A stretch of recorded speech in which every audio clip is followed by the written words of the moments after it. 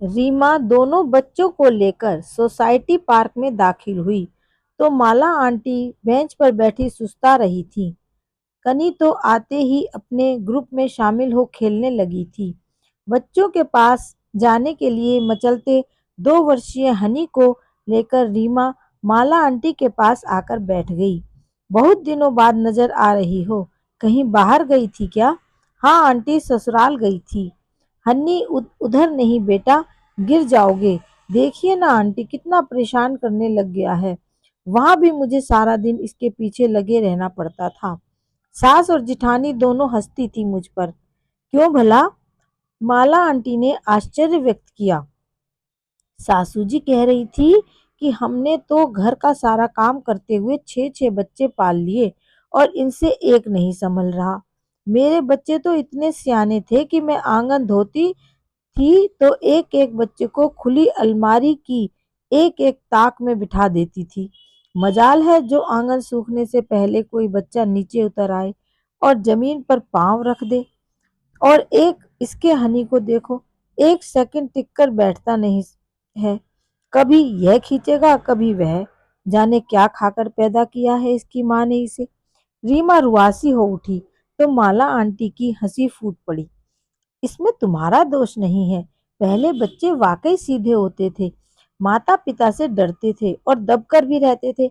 अब तो सारे ही कंप्यूटर दिमाग वाले पैदा हो रहे हैं। उनका न दिमाग स्थिर रहता है न हाथ पांव। पर मैं दावे के साथ कह सकती हूँ यह पीढ़ी बहुत आगे तक जाएगी। लेकिन रीमा मानो सुन ही नहीं रही थी। उसका मन अभी तक ससुराल और गांव में ही झूल रहा था। एक और चीज मुझे बहुत परेशान कर रही है आंटी। सासू जी और जिठानी के अनुसार कनी और हनी जरूरत से ज्यादा ही नाजुक है। जब भी मैं ससुराल जाती हूँ दोनों बच्चे बीमार पड़ जाते हैं। वहाँ वाटर प्यूरिफायर तो है नहीं। बच्चों को पानी उबालकर छान कर देती हूँ पर फिर भी उन्हें खांसी बुखार व पेट दर्द हो ही जाता है। पेट की समस्या तो मुझे भी हो जाती है पर लाज शर्म के मारे चुप रहती हूँ। अब वही खाना पानी जेठानी के बच्चे भी खाते हैं और वही हनी कनी। क्या सच में मेरे बच्चों का इम्यून सिस्टम इतना कमजोर है आंटी? तू बेकार ही घबरा रही है बेटी। वे बच्चे वहां के वातावरण के अभ्यस्त हैं, लेकिन हनी कनी उसके आदी नहीं है। हवा पानी बदलने से तो अच्छे अच्छों का स्वास्थ्य डगमगा जाता है। फिर ये तो छोटे छोटे बच्चे हैं। हनी फिर उठकर बैठ रहे बड़े बच्चों के पास जाने लगा तो रीमा फिर उसे पकड़कर ले आई। आंटी की शय पाकर उसका हौसला बढ़ गया था। जेठानी की बेटी कनी की हम उम्र है, वह पूरा खाना लेती है। रोटियां तो इतनी गोल कि मैं भी नहीं बना पाऊं। कनी तो सिर्फ नूडल्स बना पाती है। वहां जाकर तो आंटी अमित भी मानो मेरे नहीं रहते, अपने घर वालों के साथ मेरी खिंचाई करने लग जाते हैं। कहते हैं मैं बच्चों को लेकर ओवर प्रोटेक्टिव हो जाती हूँ। कभी पढ़ाई के लिए, कभी दूध के लिए, तो कभी च्यवनप्राश के लिए। बच्चों के पीछे ही पड़ी रहती हूँ। बच्चे तो अपने आप बड़े हो जाते हैं। हर वक्त उनके पीछे डंडा लेकर घूमने की कहाँ जरूरत है। बहुत ज्यादा पीछे पड़ने की जरूरत नहीं है, यह तो मैं भी मानती हूँ। लेकिन एक बात समझने और गौर करने की है, और यह बात अपने उनको भी समझा देना कि खरपतवार हर कहीं उग आती है, वह भी बिना प्रयास के। लेकिन अच्छी नस्ल का गुलाब यदि उगाना है तो उसे अच्छी खाद और अच्छी मिट्टी देनी होगी। समय समय पर कटिंग ग्राफ्टिंग आदि सब करना होगा। रीमा का चेहरा गुलाब की मानिंद खिल उठा था। वह आंटी से बच्चों की परवरिश की और भी टिप्स जुटाना चाहती थी, पर तभी हनी के रोने की आवाज से वह घबरा गई। शरारती हनी आखिर बच्चों के बीच चला ही गया था और उनसे टकराकर गिर भी गया था। रीमा ने फटाफट उसे उठाया और कनी को भी खेल से छुड़ाकर जबरदस्ती हाथ पकड़कर घसीटते हुए अपने साथ ले गई।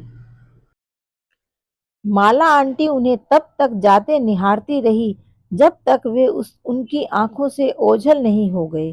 उन्हें अपनी जवानी के दिन याद आ गए। जब वे भी रीमा की तरह दिन भर बिन्नी और बंटी के पीछे लगी रहती थी। एक गहरी सांस भरकर उन्होंने भी कदम अपने फ्लैट की ओर बढ़ा दिए।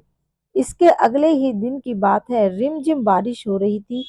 रीमा शाम के खाने की तैयारी करने रसोई की ओर जा रही थी कि डोरबेल की आवाज सुनकर उसके कदम मुख्य द्वार की ओर बढ़ गए।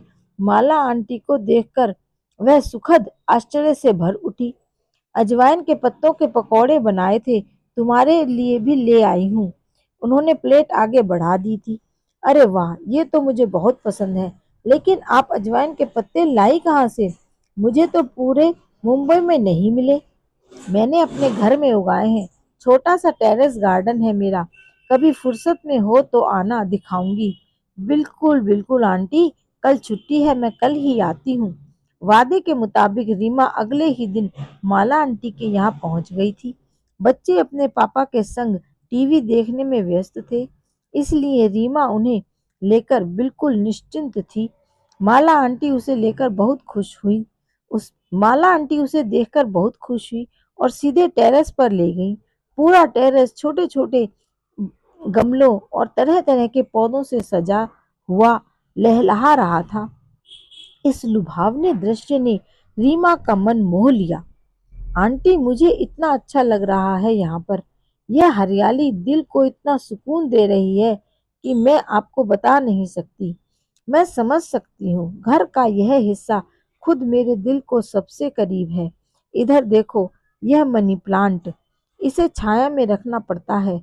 और यह ऑरेंज रेड गुलाब, इसका यह शेडेड कलर पाने के लिए मुझे खूब मेहनत करनी पड़ी थी। बार बार कटिंग, ग्राफ्टिंग, कीटनाशक, खाद, जाने क्या क्या। और यह देखो संतरे का बोनसाई, पता नहीं इसमें संतरे कब आएंगे, आएंगे भी या नहीं, पर मुझे यह बहुत प्रिय है।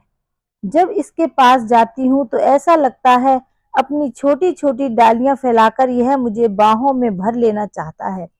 रीमा अवाक हो आंटी को सुन रही थी। आंटी वैसी ही उत्साहित लग रही थी जैसे घर में किसी मेहमान के आने पर वह हनी कनी को लेकर उत्साहित हो जाया करती थी। हनी बेटे, आंटी को वो पोयम सुनाओ। अच्छा बताओ, क्लाउन कैसे करता है? कनी बेटी, आंटी को अपनी क्राफ्ट डायरी तो दिखाओ। आंटी, आप तो इन पौधों को बिल्कुल अपने बच्चों की तरह प्यार करती हैं और वैसे ही साज संभाल रखती हैं। हाँ बेटी, क्या करूं, जैसे हर बच्चा एक अलग व्यक्तित्व का होता है, उसकी अलग जरूरतें होती हैं, वैसे ही हर पौधे की भी अपनी अलग जरूरत है। किसी को धूप ज्यादा चाहिए तो किसी को पानी। कुछ पौधे अपने आप ही पनप आते हैं, उन पर ज्यादा ध्यान देने की जरूरत नहीं पड़ती, तो कुछ का बहुत ज्यादा ध्यान रखना पड़ता है। रीमा बहुत प्रभावित हो रही थी। आंटी, मैं दावे के साथ कह सकती हूँ, आपने अपने बच्चों की भी बहुत अच्छी परवरिश की होगी। कहाँ है वे? चल अंदर बैठकर चाय पीते हैं, वहीं गपशप भी हो जाएगी। वो सामने तस्वीर देख रही हो ना, वो है मेरे बच्चे बिन्नी और बंटी। बिन्नी शुरू से ही मेरे दिल के बहुत करीब थी। मैंने उसे बेटी से ज्यादा सहेली माना। खुद इतनी बंदिशों में रही थी, इसलिए उसे पूरी आजादी दी। दोनों बच्चे पढ़ाई में अच्छे थे। बिन्नी को विदेश में पढ़ने के लिए स्कॉलरशिप का ऑफर आया तो मैं खुशी से झूम उठी। नाते रिश्तेदारों ने जवान बेटी को अकेले विदेश भेजने का जमकर विरोध किया, पर मेरा मन तो तितली की तरह उड़ते देखना चाहता था। और आपके पति? रीमा ने झिझकते हुए कहा। उन्होंने मेरा साथ दिया। हमारा आशीर्वाद लेकर बिन्नी विदेश चली गई। पढ़ाई पूरी हुई तो उसे वही एक अच्छी नौकरी का ऑफर मिल गया। वह वहीं बस गई। एक एनआरआई से हमने उसका ब्याह रचा दिया, पर उसके बाद कुछ ऐसा घटा कि मेरी सोच बदलने लग गई। बच्चों के पापा अचानक चल बसे। विन्नी के जाने के बाद मैं वैसे ही बहुत अकेलापन महसूस कर रही थी, और अब यह आघात, मैं अंदर से बहुत टूट गई थी। बंटी की खातिर खुद को ऊपर से संभाले रहती, पर मन ही मन खुद को बहुत अकेला और असहाय महसूस करने लगी थी। बंटी को जरा सी भी देर हो जाती तो मैं तुरंत फोन मिला देती। उसका फोन नहीं मिलता तो उसके दोस्तों या टीचर्स तक को लगा देती। उसका खाना लिए बैठी रहती, उसके घर में घुसते ही प्रश्नों की झड़ी लगा देती। वह अक्सर झुंझला जाता था। आपको क्या हो गया है माँ? छोटा बच्चा नहीं हूं मैं, गुम हो जाऊंगा। सब कितना मजाक बनाते हैं मेरा। दीदी पर तो कभी आपने इतनी पाबंदियां नहीं लगाई। फिर मेरा सहमा हुआ चेहरा देख खुद ही चुप हो जाता और हम खाना खाने लगते। वह देर तक मुझे समझाता रहता कि मैं उसका खाने के लिए इंतजार ना करूं, वक्त पर खाकर दवा वगैरह ले लिया करूं। मैं सब कुछ समझ जाने की मुद्रा में सिर हिलाती रहती। फिर एक दिन वही हुआ जिसकी मुझे आशंका थी। बंटी को भी उच्च शिक्षा के लिए स्कॉलरशिप मिली और विदेश जाने का कॉल आया। तो मैं सिहर उठी थी। अगर यह भी चला गया तो मैं किसके सहारे जिंदा रहूंगी?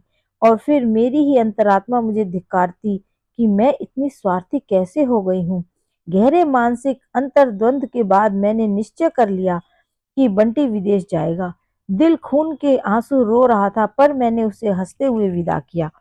उसके जाने के बाद मैंने यह बगिया बसाई। इन पौधों को रोप कर मैं हर्षित होती हूँ, सींच कर परितृप्त होती हूँ और इन्हें बढ़ता देखती हूँ तो मन में उल्लास की हिलोरें उठने लगती हैं।